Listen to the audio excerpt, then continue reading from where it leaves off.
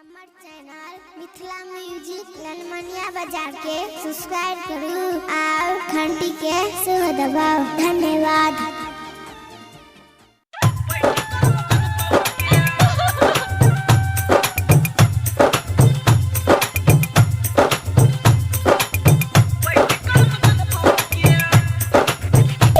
तोहर मरबा में सुन के जान बैठ कर मकान पाओगे।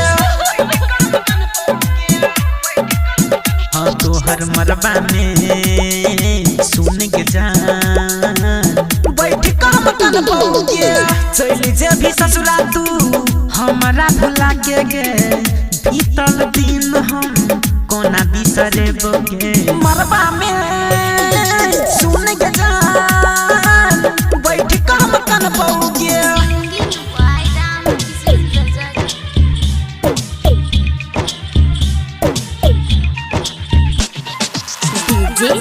बादल राज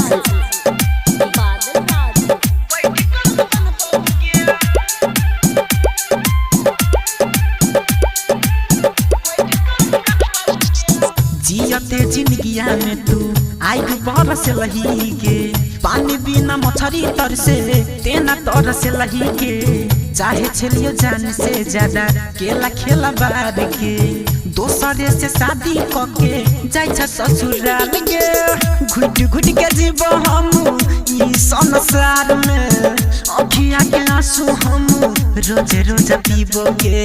मरबा में सुन के जान बैठ कर मकान पाओगे।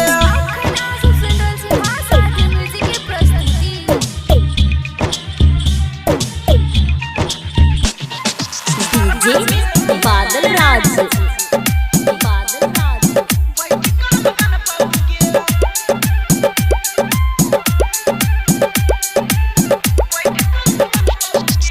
साचो भूला जब ही जानू हमर तू प्यारी के दिलबा के भीतरी धड़कन लै छ तोरे नाम गे। सोचल सपनमा हमर के लही बेकार गे जाक खुश रही सनम तू अपन ससुराल गे।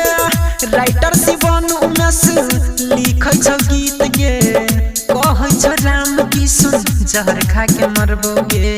मरबा में सुन के जान बैठ कर मकान पाओगे।